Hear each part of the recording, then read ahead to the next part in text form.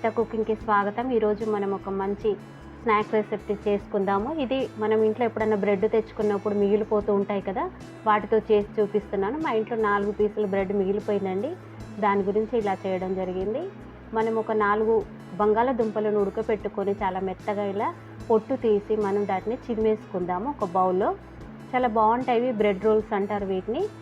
Evening పూట మనం తినడానికి చాలా ఈజీగా సింపుల్గా అయిపోతుంది. బ్రెడ్ ఇట్లా పొటాటో తీసుకొని బంగాళాదుంపను నేను మెత్తగా చిరుముకున్నాను.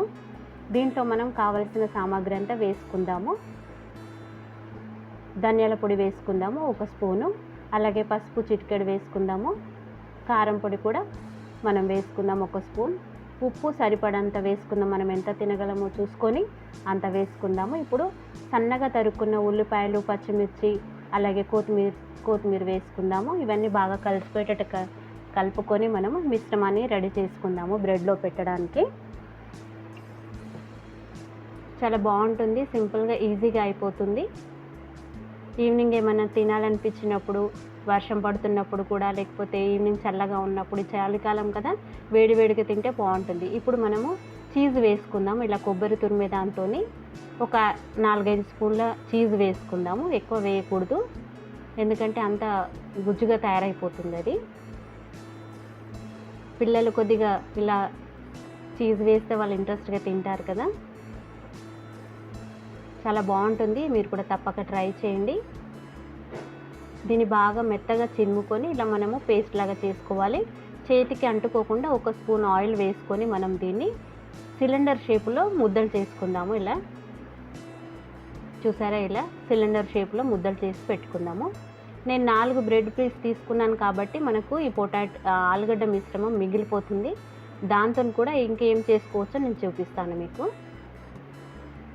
ఇలా సిలిండర్ షేప్లో చేసి పెట్టుకుందాము. 4 బ్రెడ్ స్లైస్ కాబట్టి మనం 4 సిలిండర్ షేప్లో చేసి పెట్టుకుందాము. చూసారా, ఇలా చేసి పెట్టుకున్నాను. ఇప్పుడు మనము మిగిలిపోయిన ఆలుగడ్డ మిశ్రమాన్ని కూడా తర్వాత చేసుకుందాం. మనం అదేం వేస్ట్ కాదు. ఇప్పుడు మనము చపాతీ పీట తీసుకొని దాన్ని బ్రెడ్ పెట్టేసుకొని ఇలా సైడ్లు అంచులు కట్ చేసుకోవాలి. ఇలా తీసేసుకోవాలి. ఇలాగే అన్నీ కట్ చేసుకోవాలి, అంచులు తీసేసుకోవాలి, బ్రౌన్ పార్ట్ అంతా. అది మనము మిక్సీలో వేసుకుంటే మనకు బ్రెడ్ క్రమ్స్ లాగా తయారైపోతుంది. అది కూడా ఏం వేస్ట్ కాదు. చూసారా, ఇలా చేసేసుకొని మనం చపాతీ కర్ర తీసుకొని దీన్ని మనం సన్నగా చేసుకోవాలన్నమాట. పల్చగా ఇలా వీడియోలో చూపిస్తున్న విధంగా దాన్ని మనము చపాతీలాగా చేసుకోవాలి. అప్పుడు అది సన్నగా అయిపోతుంది. మనకు బ్రెడ్ రోల్ చేయడానికి ఈజీగా ఉంటుందన్నమాట, మందంగా ఉండదు. పల్చగా చేసుకోవాలి, మరీ పల్చగా చేసుకోవద్దు, ముక్కలేటట్టు. ఇలా కొద్దిగా సన్నగా చేసుకుంటే మనకు అది బ్రెడ్ రోల్ పెట్టడానికి ఈజీగా ఉంటుంది, మిశ్రమం పెట్టడానికి. ఇలా వీడియోలో చూపిస్తున్న విధంగా దీన్ని మనం ఫ్లాట్గా చేసుకోవాలి, ఎక్కడ మందంగా లేకుండా అన్ని వైపులో.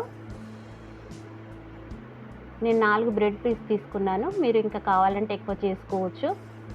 మన ఇంట్లో బ్రెడ్ మిగిలినప్పుడు ఏం చేయాలో తెలియక అప్పుడు ఇలా చేసుకుంటే చాలా బాగుంటుంది.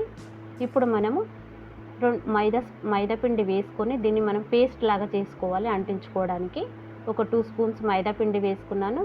సరిపడని నీళ్ళు వేసి దీన్ని ముందుగా కలుపుకుందాము. ఒక్కసారి నీళ్ళు వేసేయకూడదు, కొద్దిగా వేస్తూ దీన్ని మనం గమ్ పేస్ట్ లాగా చేసుకోవాలన్నమాట. మనము బ్రెడ్కి అంటించడానికి ఈ మైదా మిశ్రమం అంటిస్తే ఊడిపోకుండా మనం నూనెలో వేసినప్పుడు సహాయపడుతుందన్నమాట. ఇలా వేసుకొని దీన్ని మనం కలుపుకోవాలి. చూసారా, ఇలా బాగా నీళ్ళు కూడా పోయకూడదు, మరీ గట్టిగా ఉండకూడదు, మరీ పలచగా ఉండకూడదు. ఇలా చేసి పెట్టుకొని మనం బ్రెడ్ని మనము దానికి అంటించేసుకోవాలన్నమాట. ఇలా రాయడం వల్ల అది స్టిక్ అయిపోతుంది, ఊడిపోదన్నమాట నూనెలో వేసినప్పుడు.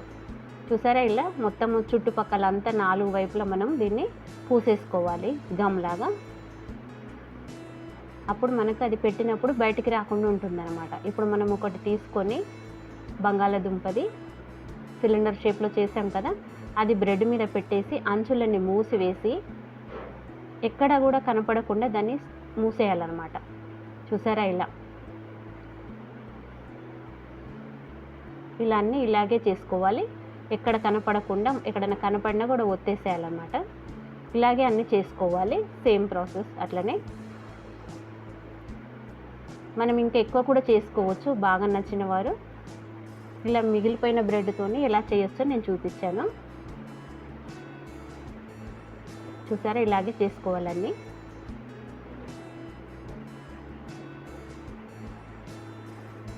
చాలా సింపుల్గా ఈజీగా అయిపోయే రెసిపీ ఇది కూడా. చాలా టేస్టీగా ఉంటుంది. మనం కేచప్తోని గ్రీన్ చట్నీతో తింటే ఇంకా చాలా బాగుంటుంది. చూసారా, ఇలా అంచులన్నీ మూసివేయాలి బయటికి కనపడకుండా. బ్రెడ్ను మనం తడుపుతున్నాం కాబట్టి పేస్ట్తోని ఈజీగా అంటుకుంటుంది అది. ఇలా 4 అయినాయి చేసి పెట్టుకున్నాను. ఇప్పుడు మనం మిగిలిపోయిన బ్రెడ్తో ఇలాగే బ్రెడ్ క్రమ్స్ తీసుకొని మనము ఈ మిగిలిపోయిన పేస్ట్ ఉంది కదా, అది కూడా వేసేసుకొని ముందుగా దీన్ని పేస్ట్లో ముంచి అలాగే బ్రెడ్ క్రమ్స్లో దీన్ని ముంచాలన్నమాట. మనకు పైన క్రంచీగా ఉండడానికి బాగుంటుంది, చూడడానికి తినడానికి కూడా చాలా బాగుంటుంది. మిగిలిపోయిన పేస్ట్ ఉంది కదా, అది అందులో డిప్ చేసుకొని బ్రెడ్ క్రమ్స్లో ముంచాలి. ముంచి పక్కన పెట్టేసుకోవాలి. ఇవి మనకు ఇప్పుడు డీప్ ఫ్రై చేయడానికి సిద్ధమైపోతాయి అన్నమాట. చూసారా, ఇలా మిగిలిపోయిన పేస్ట్లో ముంచి బ్రెడ్ క్రమ్స్లో ముంచి పక్కన పెట్టేసుకోవాలి. చాలా సింపుల్గా ఈజీగా అయిపోయే రెసిపీ. మీరు కూడా తప్పక ట్రై చేయండి. ఎప్పుడైనా బ్రెడ్ తెచ్చుకున్నప్పుడు మనకి ఇలా చేసుకోవాలనిపిస్తుంది. బంగాళాదుంప మిశ్రమం మిగిలిపోయింది కదా, దాన్ని మనం బోండాలాగా చేసుకుందాము. ఇలా ఒక చిన్న బౌల్లో నేను శనగపిండి తీసుకున్నాను, బేసన్. దానికి మనము ఓమా వేసుకుందాం, వాము. డైజెషన్కి మంచిది కదా. కొద్దిగా చిటికెడంత వాము వేసుకుందాము. ఏదైనా శనగపిండిలో మనం వాము వేయాలి, అప్పుడే పిల్లలు తిన్నా పెద్దవాళ్ళు తిన్నా డైజెషన్ అవుతుందన్నమాట. ఇప్పుడు మనం దీంట్లో సరిపడా ఉప్పు, పసుపు వేసుకుందాము. అలాగే కారము వేసుకుందాము, ధనియాల పొడి వేసుకుందాము. రుచికి సరిపడా ఉప్పు వేసుకుందాం. మనం ఎంత తినగలమో చూసుకొని వేసుకుందాము. అలాగే 1 స్పూన్ నూనె వేసుకుందాం, పచ్చి నూనెని. ఇవన్నీ బాగా కలిసిపోయేటట్టు కలుపుకొని మనము బజ్జీల పిండిలాగా కలుపుకోవాలన్నమాట. ఇప్పుడు మనం తినే సోడా వేసుకుందాము. ఒక చిన్న స్పూన్తోని హాఫ్ వేసాను, చూడండి. ఇది వేయడం వల్ల మంచి బోండాలకు మంచి క్రిస్పీనెస్ వస్తుంది, పొంగుతాయి అన్నమాట. అలాగే కొద్దిగా వాటర్ వేస్తూ మనము చిక్కగా బజ్జీల పిండిలాగా కలుపుకోవాలి. మనము మిరపకాయ బజ్జీలకు ఎలా కలుపుతామో అలా కలుపుకోవాలన్నమాట. చూసారా, ఇలా కొద్దిగా వాటర్ వేస్తూ, ఒక్కసారి వాటర్ వేయకూడదు. కొద్దిగా వేస్తూ మనం దీన్ని బజ్జీల పిండిలాగా కలుపుకోవాలి. ఎక్కడ ఉండలు లేకుండా కలుపుకోవాలి, స్మూత్గా కలుపుకోవాలి చాలా.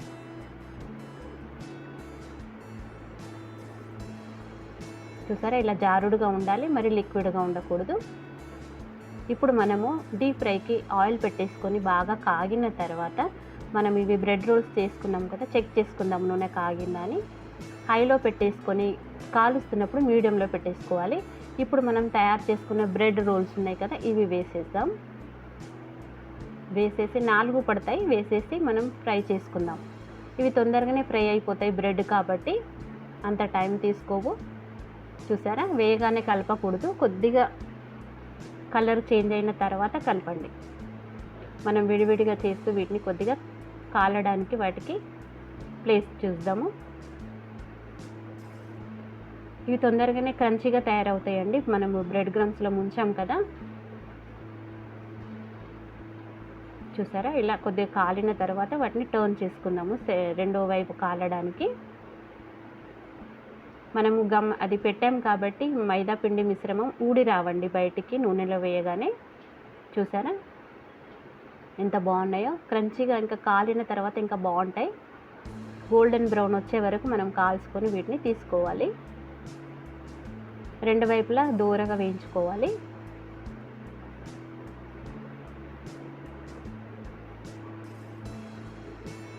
ఈవినింగ్ తినడానికి చాలా బాగుంటాయి. పిల్లలు స్కూల్ నుంచి రాగానే చేసి పెట్టడానికి కూడా ఈజీగా ఉంటుంది.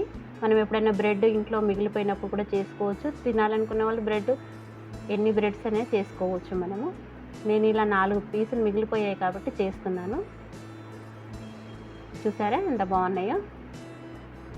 ఇలా మనం టిష్యూ పేపర్ వేసుకున్న దానికి వేసుకుందాము. ఏమైనా ఆయిల్ ఉంటే టిష్యూ పేపర్ అంతా పీల్ చేసుకుంటుంది. నూనె కూడా ఏమాత్రం ఇది పీల్చేదండి. చూసారా ఇలాగే అన్నీ తీసేసుకుందాము. చూడ్డానికి చాలా బాగున్నాయి కదా టెంప్టింగ్గా. బ్రెడ్ రోల్స్ చాలా టేస్టీగా ఉంటాయండి. చూసారు ఎంత బాగున్నాయో. ఇప్పుడు మనము మిగిలిపోయిన ఆలుగడ్డ మిశ్రమం ఉంది కదా, దాన్ని కూడా మనము బోండాలాగా చేసుకుందాము. ఇక్కడ వడాపావ్ అంటారండి ముంబైలో. ఇలా చేసుకున్నాను రౌండ్గా. వాటిని మనము కలిపి పెట్టుకున్న శనగపిండి మిశ్రమంలో ముంచి ఇలా చేస్తూ వేసేయాలన్నమాట. చూసారా, ఇలా వేసేయాలి. వీటిని మనం పావులో పెట్టేసుకొని తినొచ్చు. మేమైతే చపాతీల మధ్యలో పెట్టేసుకొని ముక్కలుగా చేసి దాన్ని వెల్లుల్లి కారం వేసుకొని ఉల్లిపాయలు వేసుకొని రోల్ చేసుకొని తింటాము. చాలా బాగుంటుంది అలా కూడా. దాని మీద టమాటా కేచప్ మయోనీస్ వేసుకొని తింటాము. చాలా బాగుంటుంది. మీరు కూడా తప్పక ట్రై చేయండి అలా. మనం పప్పుచారు చేసుకున్నప్పుడు నంచుకోవడానికి కూడా చాలా బాగుంటుంది, సాంబార్ చేసుకున్నప్పుడు.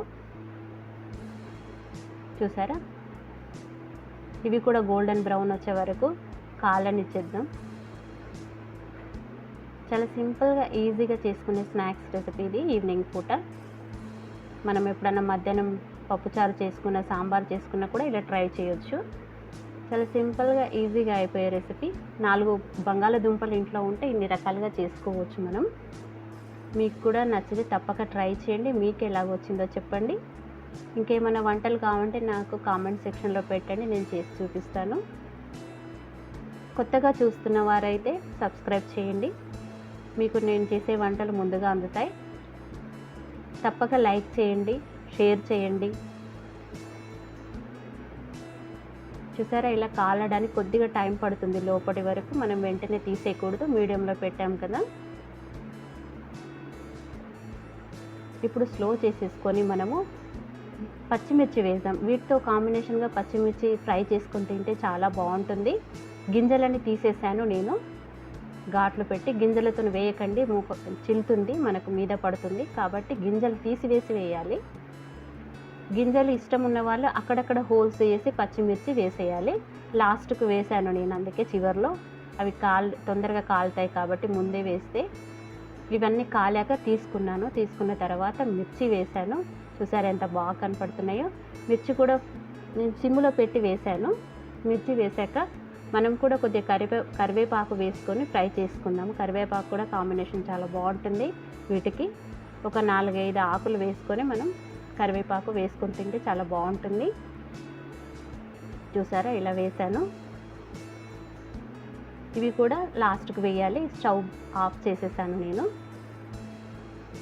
పచ్చిమిర్చి ఇప్పుడు మనం వీటిపైన వేసుకుందాము. కరివేపాకు, పచ్చిమిర్చి.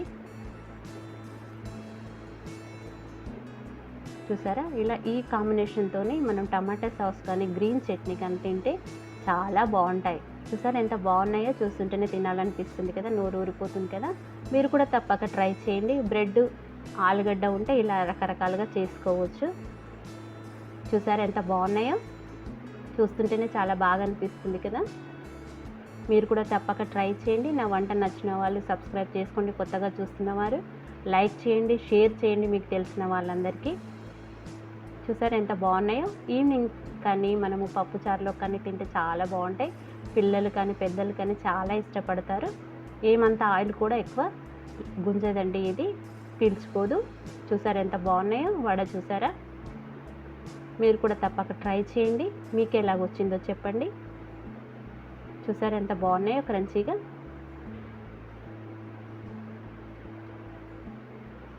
నా వీడియో కానీ నచ్చితే మీరు లైక్ చేయండి, షేర్ చేయండి. కొత్తగా చూస్తున్న వారు సబ్స్క్రైబ్ చేయండి.